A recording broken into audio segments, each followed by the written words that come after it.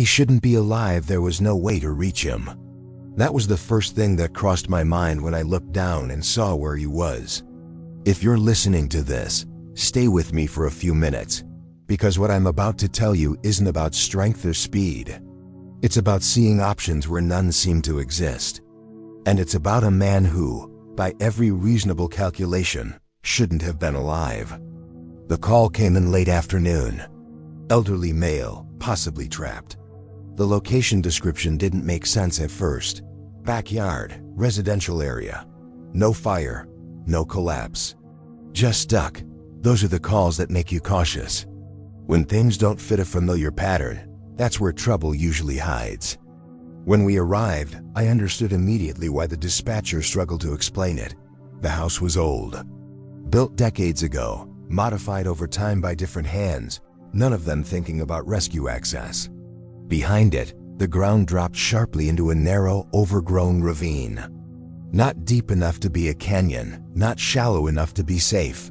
Just steep, cluttered, and unforgiving. He was down there. An elderly man, well into his 70s, wedged between a concrete retaining wall and a rusted metal structure that looked like it had once been part of a shed. How he ended up there was already a mystery. How he survived the fall was another. How we were going to get him out was the real problem. I remember standing at the edge, looking down, feeling that familiar tightening in my chest. Not fear, calculation, distance, angles, weight, time. There was no straight path to him. No place to set a ladder, no room to lower a basket. Every standard option died the moment I ran it through my head. He was conscious, barely. His voice was weak, but steady enough to tell me he was in pain and couldn't move his legs. He'd been there for hours, maybe longer. The sun was already dropping, and the temperature was going with it. I've learned over the years that panic doesn't always look like screaming. Sometimes it looks like forced calm. His eyes followed every move we made. He was listening, not just to what we said, but to how we said it. Older patients do that. They've lived long enough to recognize false reassurance. I told him my name. I told him we weren't going anywhere. And I meant it, but inside my head the math was ugly. The slope was too steep to descend safely without ropes. The space around him was too tight to maneuver equipment. If we tried to move him the wrong way, we risked spinal injury. If we waited too long, exposure and shock would finish what gravity started. This is where experience earns its keep. You stop looking for the right solution and start building one piece at a time. As my team secured the perimeter, I walked the property slowly. I wasn't looking at him anymore. I was looking at the environment, fences, trees, drain pipes. Anything that could be used, modified, or sacrificed. Creativity in rescue doesn't mean improvising blindly. It means understanding physics well enough to bend the situation without breaking it. Behind the house, half hidden by weeds, I noticed an old wooden deck. Rotten in places, but anchored deep into the ground. Stronger than it looked. That changed things. Not enough to solve the problem, but enough to give me an anchor point. Anchors are hope in physical form. By the time we committed to a plan, the light had shifted. Shadows stretched longer. Sounds carried differently. The neighborhood was quiet, but I could feel people watching from windows, sensing something serious was happening, even if they didn't understand what. I went back to the edge and spoke to him again. Asked him simple questions. Name, age, what hurt, how he fell. He told me he'd been trying to fix something. Lost his balance. Slid instead of fell. Slid all the way down until he couldn't stop himself. That detail mattered. Sliding meant friction injuries. It meant possible internal bleeding. It meant pain he wasn't fully registering yet. Older bodies hide damage until they can't anymore. As we rigged the first rope system, my hands were steady, but my shoulders felt heavy. Not from gear, from responsibility. When someone is trapped like that, every choice you make is amplified. There's no margin for ego, no room for guessing. I kept my voice calm when I spoke to the team. Calm is contagious. So is doubt. I've buried enough colleagues to know the difference. When we finally lowered the first rescuer partway down, it confirmed what we already suspected. The space was tighter than it looked, sharp edges, unstable debris. One wrong movement could shift the entire situation from rescue to recovery. The elderly man winced when we adjusted his position slightly, and I could hear him trying not to complain. That did something to me. People like him don't ask for much. They don't dramatize. They endure. That makes you work harder, not because you have to, but because you choose to. As darkness started to creep in, I realized something uncomfortable. We were committed now. There was no easy reset. Whatever we built, we had to see through. And standing there, listening to his breathing echo off concrete and rusted metal, I knew one thing for sure. If we got this wrong, no one would say we didn't try. But if we got it right, no one would ever fully understand how close we were to losing him. Once we committed, time stopped behaving normally. Minutes stretched. Decisions felt heavier. The kind of weight you don't feel in your arms, but in your chest. The rope system was holding, but barely within margins I was comfortable with. Margins matter when you're working with an elderly body that doesn't forgive sudden movement. I lowered myself enough to see him clearly now. His face was pale, skin cold to the touch, but his eyes were sharp. Too sharp for someone in that much pain. That told me adrenaline was still doing its job. I knew it wouldn't last forever. With older patients, the crash comes fast and quiet. I talked to him constantly. Not filler, real information. What we were doing. Why we were doing it. What he might feel. People like him don't want comfort. They want honesty. It gives them something solid to hold on to. The space around his torso was tighter than expected. The metal pressed against one side of him, the concrete against the other. He wasn't pinned by weight. He was pinned by geometry. That's a dangerous kind of trap. You can't brute force geometry. You have to outthink it. As we assessed his position, I realized something else. If we tried to lift him straight up, we'd rotate his body in a way his spine wouldn't tolerate. If we tried to slide him sideways, we'd worsen internal injuries we couldn't see.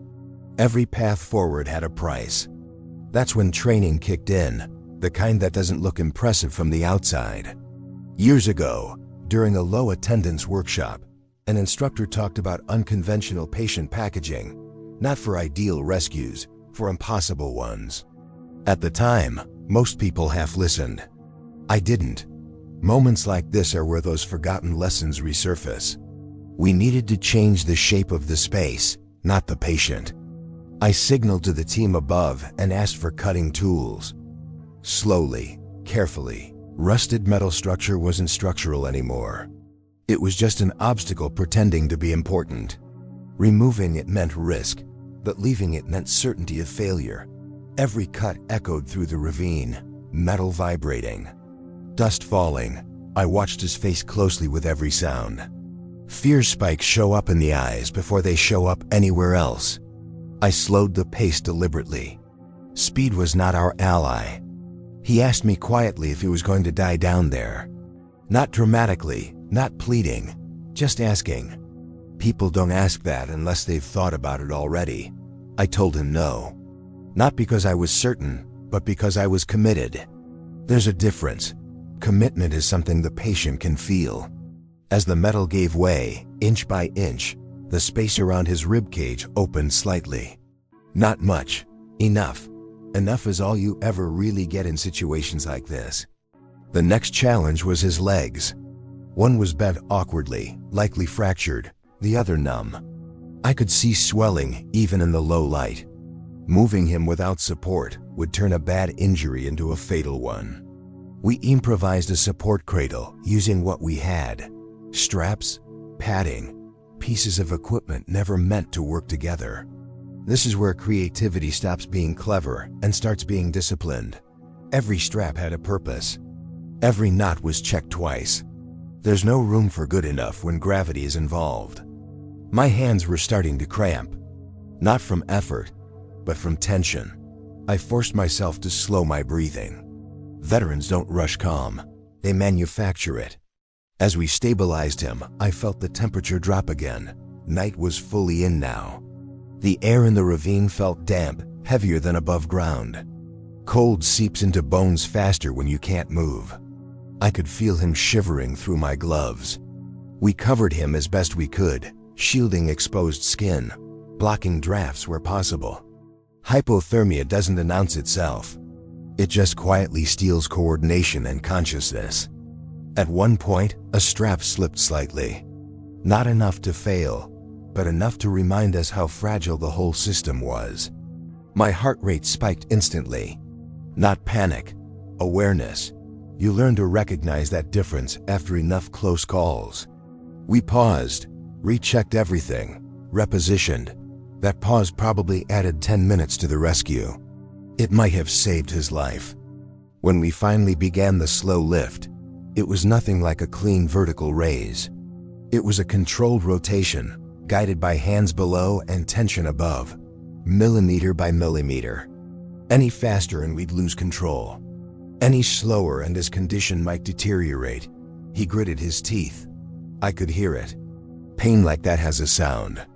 I kept talking to him, telling him when to breathe, when to expect pressure, when to expect relief. Even when relief was temporary. Halfway through, his head rested briefly against my shoulder. That moment stayed with me. Not because it was dramatic, but because of how human it was. Just wait. Just trust. By the time we cleared the tightest point, my arms were shaking. Not from weakness, from effort held too long. The kind of effort you don't release until it's over. When we finally brought him level with solid ground, there was no cheer, no sense of victory. Just a collective exhale we didn't even realize we were holding. He was alive, still fragile, still in danger, but no longer impossible to reach. And for the first time since we arrived, the math in my head started to look survivable. Once he was on stable ground, the situation didn't suddenly become easy. That's something people don't understand. Rescue doesn't flip from danger to safety in one clean moment. It fades slowly, reluctantly, like pain after an injury. He was out of the ravine, but his body was still fighting everything that had happened to it. As we transferred him onto a proper stretcher, I watched his face closely. His eyes were still open, but the sharpness was fading. Adrenaline was letting go. That's the moment you have to be most careful. It's when the body starts collecting its debts. I kept talking to him, even when he stopped responding clearly. Not because I needed answers, but because voices anchor people. Silence lets them drift. I wasn't going to let him drift. The medics moved in smoothly, efficiently. 4-access, monitoring, warm fluids. Their presence shifted the energy again. Rescue transitions into medicine, and everyone adjusts their role without saying a word. That kind of coordination only comes from experience. As they worked, I stepped back just enough to finally feel my own body. My lower back protested immediately. My forearms burned. My hands felt clumsy, like they belonged to someone else. I rolled my shoulders slowly, feeling joints complain one by one. Pain is patient. It waits until it's invited. The man was loaded carefully, every movement deliberate. When the stretcher finally lifted into the ambulance, I felt something loosen inside my chest. Not relief exactly. More like pressure easing. Relief comes later, when you know how the story ends. This was just a pause. Before the doors closed, he looked at me again. His eyes found mine through the chaos, and he nodded once. Small. Weak. Enough. He didn't say thank you. He didn't need to. That nod carried more weight than words ever could. When the ambulance pulled away, the scene felt suddenly empty. Tools scattered, ropes slack. The ravine quiet again, like nothing had happened. That contrast always hits me hard. How close life and death can sit next to ordinary ground. We packed up slowly, no one rushed. There was no need. The job was done, but the moment deserved respect. I've learned not to hurry those endings. As we cleaned equipment, I caught myself replaying the first moment I'd seen him down there. The angle, the space. that certainty that there was no way to reach him. And yet, here we were. That's the dangerous thing about certainty. It's often wrong. Back at the station later that night, after the reports were written and the gear was back in place, the silence returned. A different kind, the kind that settles after intensity. I sat for a while longer than usual, staring at nothing in particular. This job teaches you strange lessons. One of them is that creativity isn't optional. Protocols are foundations, not cages. They give you structure, but they don't solve every problem. When situations fall outside the book, your understanding of principles is all you have left. Another lesson is humility. We didn't save that man because we were heroes. We saved him because circumstances lined up just enough for experience, teamwork, and a little luck to meet in the right place. Anyone who tells you otherwise hasn't been doing this long enough. A few days later, I heard an update through informal channels. Surgery had gone well. Internal injuries were serious but manageable. Recovery would be long, painful, but he was alive. That was the part that mattered. I thought about how close we were to not having that outcome. How one wrong assumption, one rushed movement, one decision driven by ego instead of patience could have tipped the balance. Those thoughts don't haunt me. They ground me. People like to talk about miracles. I don't. What we do isn't miraculous, it's deliberate. It's built on preparation, discipline, and the willingness to slow down when everything in you wants to hurry. That rescue reminded me why I still do this after all these years. Not for the adrenaline, not for recognition, but for moments when impossible quietly turns into improbable, and improbable becomes real. If you're listening to this and thinking about this line of work, understand what you're signing up for. You will be tired. You will be uncomfortable. You will doubt yourself. And sometimes you will look at a situation and think there's no way. Those are the moments that define you. Because sometimes there really is no way, and sometimes you build one anyway. He shouldn't have been alive, but he was. And that's enough to keep me coming back.